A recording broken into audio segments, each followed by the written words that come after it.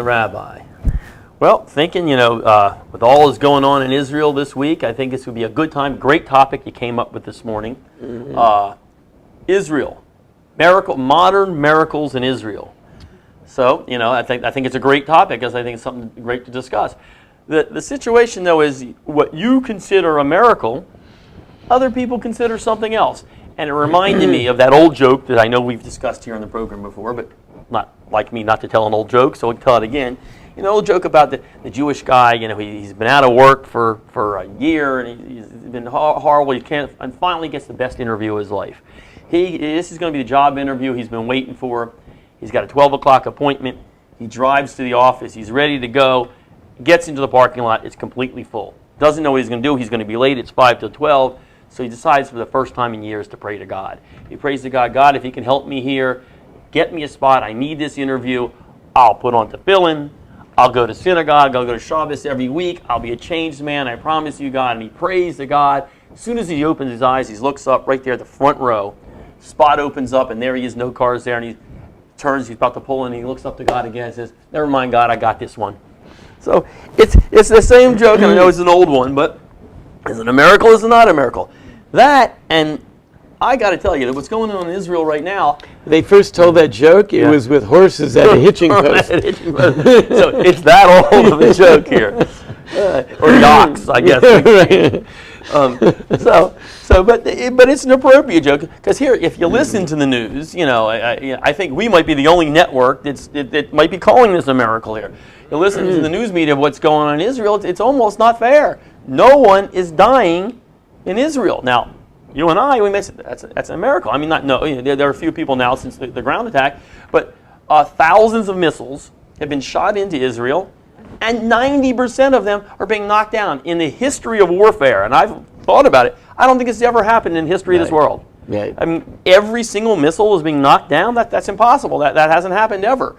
So now, if you watch any other network, this isn't a miracle. This is an atrocity. This is horrible. This is David and Goliath, but in reverse. We're the Goliath here. Right. These poor Palestinian people are getting killed, and the Jews, something's wrong. They're getting protected. And not just that, which I think is amazing, as they've been announcing from what I've been hearing in the networks, I must assume that the Palestinians at Hamas, and that those billions of dollars they get from America, must be spending every dime on it, on education, on hospitals and healthcare, and on women's centers, because from what I hear, every single bomb that we send over knocks down another school, takes out another hospital, and kills women and children. Right. So, I mean, I don't know how that could be a miracle. The only thing is, the reason I started not believing it at the end, I don't think there can be that many schools, at least universities, in the Gaza area, because they don't have any professors. Every one of them is teaching up in NYU or Columbia or whatever, so they don't have room for the professors. Well, their hospitals are very expensive to build, because they have to put in the special place for storing all the missiles in the basement. Right. So, right, and the launchers up top. Right. So it has to be extra reinforced so you can hold up the launchers on the roof. Without it, and the playgrounds as well. That swing set is a very expensive swing set. Right. So I guess the question is here, if you're watching the other networks, no miracle. If you're watching Jeff and the Rabbi, miracle. Miracles all over the place. So what's with that? I'll tell you something, it's even more miraculous. Right. I heard a story recently, a relative of mine, this would be wife's cousin's grandson. Mm-hmm. Wife's cousin's grandson, okay? Comes out of day camp, and all of a sudden, boom! Where is he? Where is He's he? in Israel, like in some town, not too far from the airport. Okay. Not too far from the airport. Comes out of day camp, and all of a sudden, there's no siren, no nothing, just a huge explosion. What happened was, a missile had been shot, and the Iron Dome intercepted it right above him. Wow. Right above him. It was like they didn't even have time put the siren off, because the missile was headed to somewhere, probably over there where it was headed.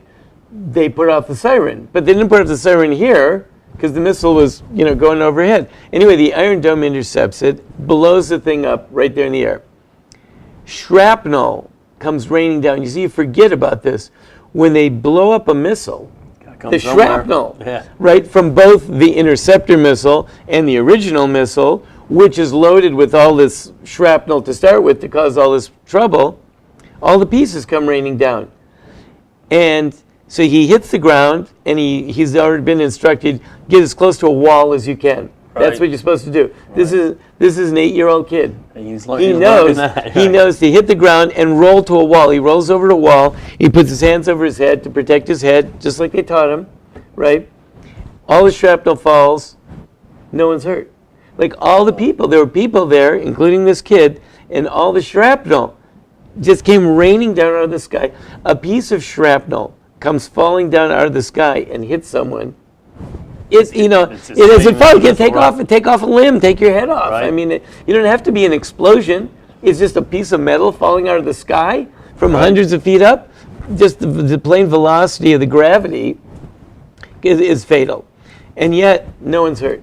Kid wasn't hurt. No one was hurt, and there has not been one fatality from all these missiles. So it's bizarre. So there are people that are looking around and they're getting the message that even with this Iron Dome, the whole thing is bizarre because there was one direct hit on a home. Mm-hmm. There was one direct hit on a home, took out the whole home. Family wasn't there. Another direct hit on a home, didn't explode.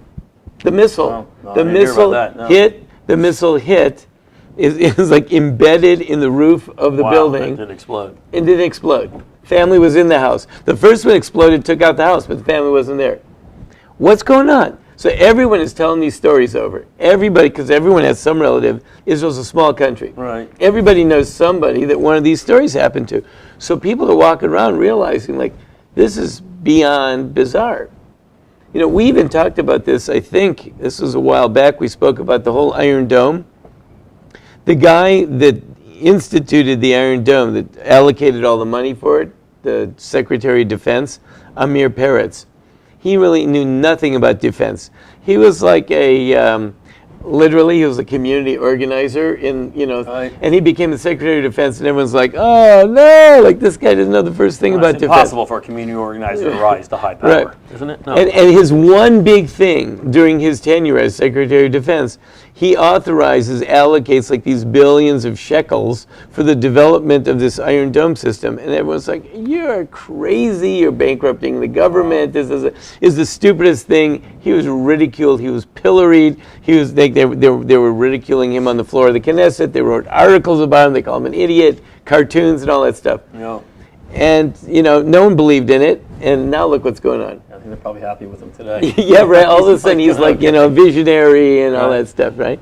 So the whole thing, even the existence of the Iron Dome was not natural. The thing is really, really bizarre. My son just came back from Israel. So he told me the siren went off and they all ran down to the bomb shelter, and which every building in Israel has a bomb shelter in it. The problem is that, as time goes on, you have this empty bomb shelter. Everyone starts to use it as their storage room. I'm sure that happens, right? Like after a few years, and you got, nowhere to put stuff, so You put in the bomb. put the bomb shelter. This Right. is empty space sitting there, right? Right. So then when everyone gets there, there's no room because it's, That happens. in his case, he gets to the bomb shelter and the door is locked.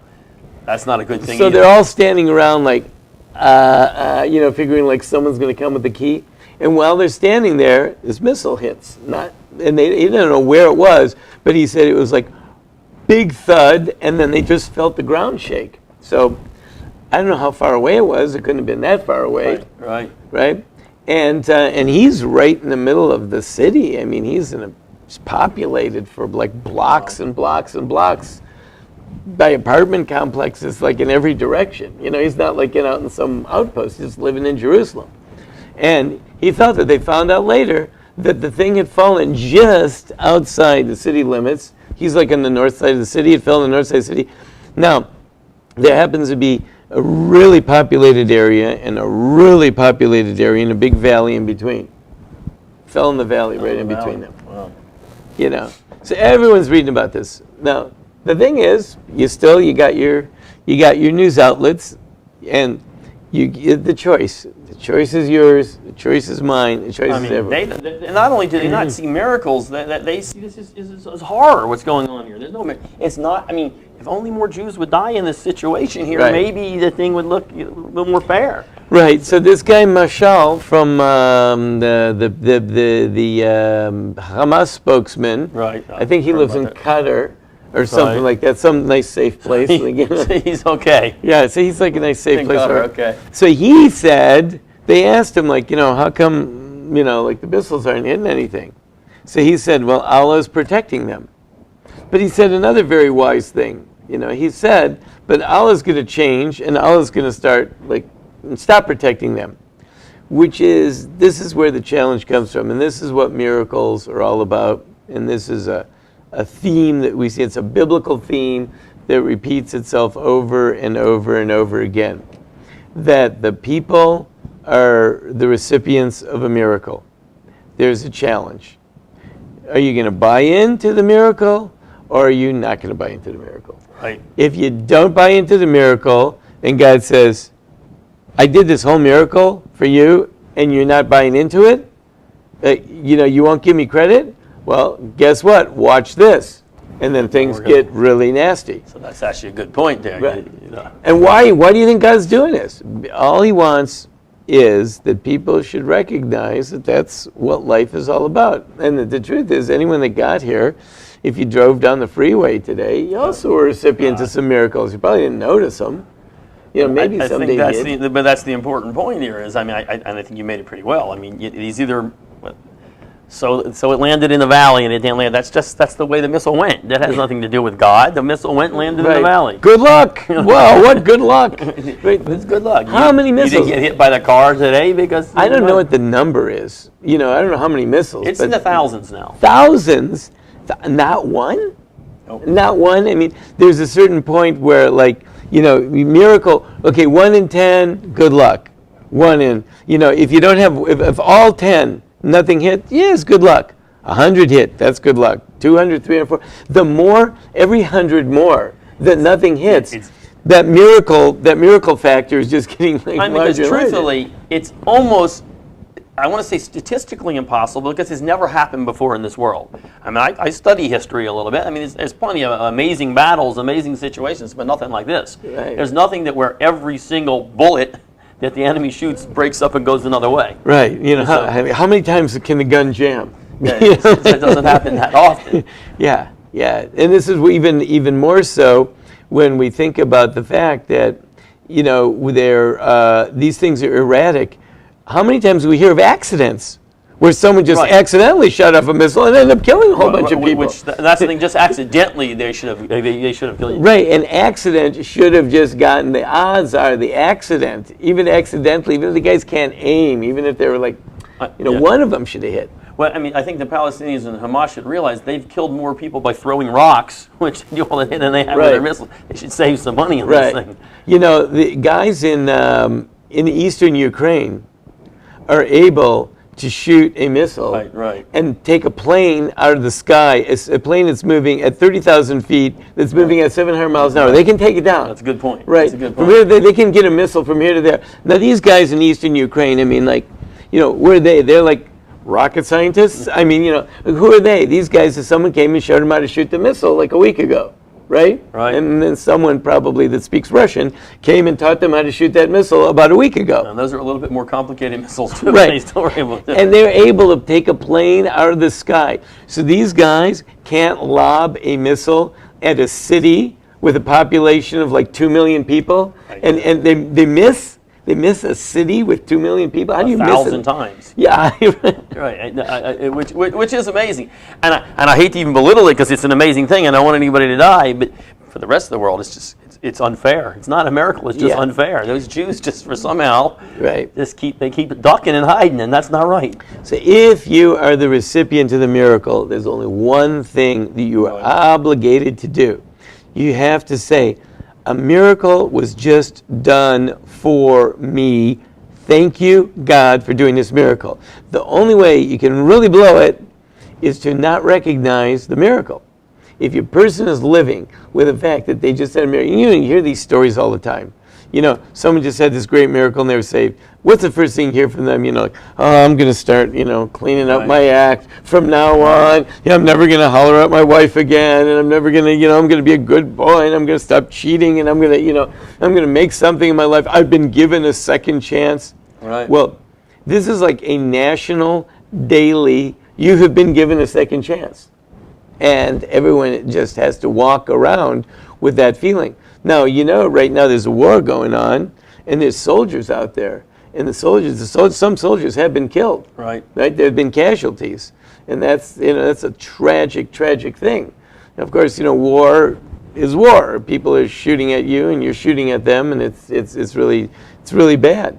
But even given those circumstances, the fact that there haven't been more casualties is also amazing, right, because that is a nasty situation where they're walking into thickly congested areas and trying to work their way through with people coming from every angle. In a city, and which is the worst kind of warfare you can possibly It's like it's thick, it's congested, it's around every corner there could be somebody that wants to harm you. Although I did just hear as I was coming in, they said like 22 Israelis have been killed, mostly soldiers.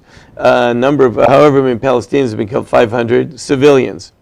It's really interesting since the Palestinians don't have an army. Right. Everyone that dies is a civilian. Like they don't have, if there were two armies fighting, like what would a non-civilian Palestinian be? What would they look like? Wait, they're wearing like with a thing. They don't wear helmets. They're not in the Hamas army. I mean, maybe everyone's a civilian, right? Which is true. Yeah.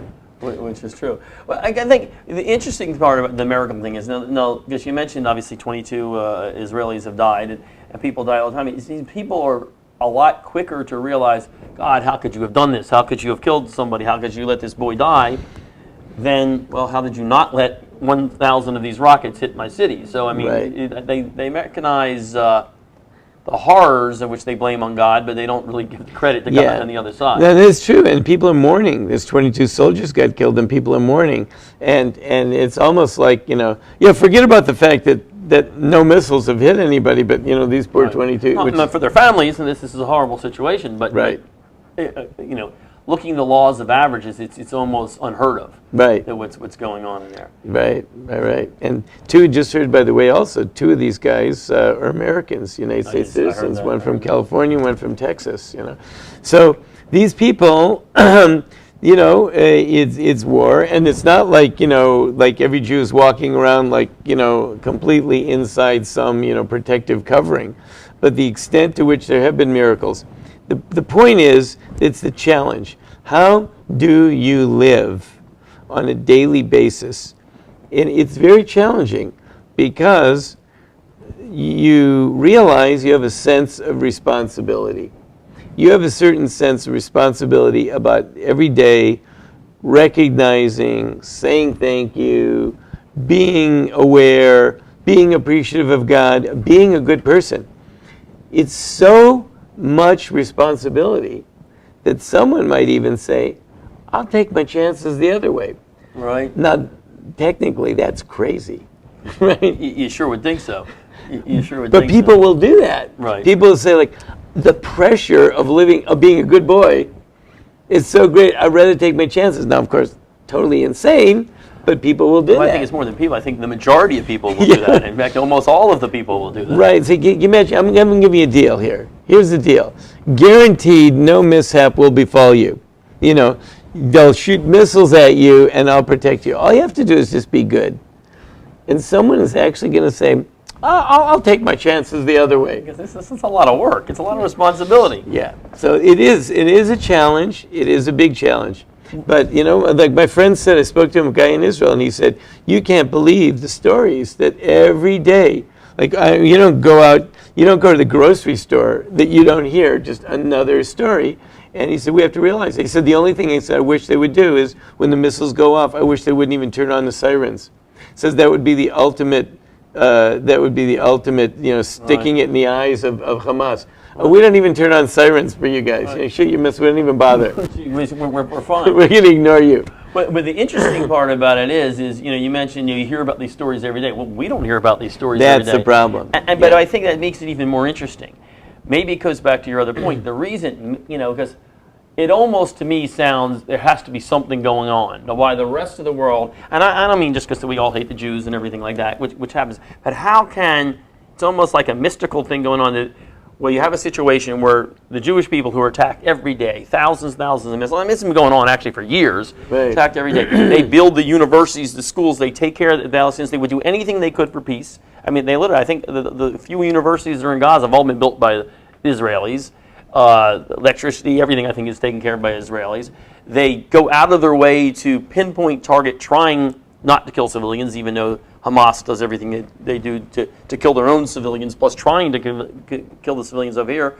But the rest of the world is 100% against. I mean, it's not even close. Right. It's 100%, and I'm talking about 100% against Israel. The president of the United States, while Israel is being attacked, calls for Israel to have some restraint.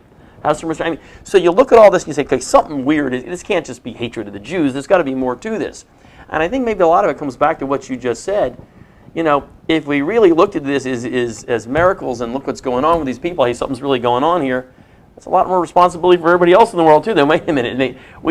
So in other words, all this time we've mistreated the Jews, that could be a problem. Right. We're like the pharaohs of the world. We're in trouble. That's maybe right. There are miracles going on. I don't think people want to see miracles. Nobody wants to see it. Nobody wants to see it, but there's really only one group that's obligated to see it, the recipients. The recipients have to see. If the recipients see it and understand it, then everything else will be okay. My daughter told me in Israel, she's now in the States, as a matter of fact, but she was in Israel up until yesterday. She said that one of the missiles misfired and it hit the power station in Gaza. It took out the power station in Gaza. So Israel was trying to restore power. So huge protest. She said, like, she got stuck in this gigantic protest. There was a protest in Jerusalem. Right. They're saying, don't restore the power. I think I would have been in that protest as well. People were protesting, don't restore the power, because they knocked out the power themselves with their missile. But there's a whole fight going on. Should we restore the power? Should we restore the power? Yeah. But that doesn't happen in too many other wars here. Right. So the government wants to restore the power, but there were street protests against restoring the power to the power station that had been knocked out by the missile that was shot by Hamas. So, that is pretty interesting. But I think it all goes together with the whole thing. I mean, the people of the world, the people in the United States and Jews in the United States as well, who say, this isn't fair. Obviously the Israelis are so much more sophisticated technologically over them. It's not fair, the whole thing. They kind of forget. I mean, when we decided to bomb Cologne, Germany, and then Dresden, and we firebombed Dresden. In other words, entire cities, we came down. Listen, it's civilians, not civilians. What's the difference? You drop pretty much napalm over an entire city, and you wipe out hundreds of thousands of people by the time it was all said and done. And now we have the Jews out there that are literally going out and trying to pinpoint and knock down, just the areas where the weapons are. And by the way, that just increases the risk to each and every soldier. Because if you want to really take care of your soldiers, you just blanket the place. Which you could do. Right. And they have the technology and the capabilities of doing that. Right. And they're putting soldiers in harm's way to save civilians. Well, that's a big risk, and yet we're doing that. So, I think that really, again, it comes back to the responsibility of the person, the people who are the recipients of all the largesse, to realize and appreciate it. The rest of the world could say that Israel has a lot of technology. Israel has to say, this is like beyond technology. This is not just technological. Something extra special is happening, and we're aware of it. I received a picture. There is a skyscraper in Tel Aviv, new skyscraper, and it was built in such a way that the building can be a billboard. The electric billboards. Like those, yeah. So they just put the whole building. You can put stuff up on the side of the building, right? So someone, I don't know who or what was behind all this, but someone put a message on the side of the billboard, and the message read in Hebrew, "Hear, O Israel, the Lord is our God, the Lord is one." So you have this That's pretty you got cool. this skyscraper in Tel Aviv, like, sending out that message. That is the challenge. This is really the time. This is the struggle. The internal struggle of the people, not to go like in the desert. They came out, they saw lots of miracles, they went out and built a golden calf. Got to be really careful. This is like we're running into potential golden calf risk. If we avoid the golden calf of turning our iron domes into our golden calves, then we can get through this and it'll be great. Well, then here's a question, because obviously with all of our tens of viewers that we have here on the show, we should put out a message. What should Jews around the world, what should we be doing? I mean, how should you say we should recognize this? How should we recognize this? Yeah. What should we do? Right. So, like I mentioned earlier, when a person realizes that they have been the recipient of something good, God's really saved them, then a person's supposed to take stock. And usually, everyone's got their thing, and everyone usually, from now on, I'm not going to. And it is a time for people to say, I'm going to bring my life up a notch. And there is something that we all know. Everyone's got their own thing. And there is that something that we all know, and that is the time now to confront that and say, look, in light of the fact that all this good is being done, we have to respond, and each one should personally find their way. It might be to do an extra observance. It might be just to show some extra love and kindness. It says people that we believe, it says in the Torah, people that hate Jews hate God. Well, if you love Jews, then you love God. So show a little bit of love. But how do you thank God? How do you really do something nice for God? Do something nice for another person. Because God's been so nice to so many people, do something nice for another person. And if you say God hasn't been nice to the Palestinians, if the Palestinians want to be nice to themselves, God will start being nice to them too. Best way to be nice to yourself, stop shooting missiles, and everything will be okay. Probably make things a little better for you. Yeah, everything will just work out. I think that's pretty good. Well, so I think it's interesting. And again, for the people out there watching the show, you could view this as just we're able. We have a piece of machinery that can literally pinpoint a missile that big and this big and knock it down 1,000 times, or it's a miracle. And if you don't view it as a miracle, then what is a miracle? Yeah. I don't know what you're expecting. I mean, that's pretty much almost like splitting the sea right there. Right. You're getting pretty and like I said, even when they shoot the missile down, no one got hurt from any shrapnel either. I mean, how's that happen? It goes over this whole wide area, shrapnel, and it just misses the people? Pretty amazing. Well, I see a miracle. This network here, this one network here, the Jeff and the Rabbi show, and this network, we see miracles. Right. Challenge the other networks out there just to see a few miracles see the miracle, as well. Right. All right. Well, by the miracle, we will be back, and a miracle, we will be back next week. By the miracle of the internet, right, yeah. Or is it the curse of the internet? I don't know. Either one. Sometimes it goes both ways. It does. So we'll see you next week on Jeff and the Rabbi.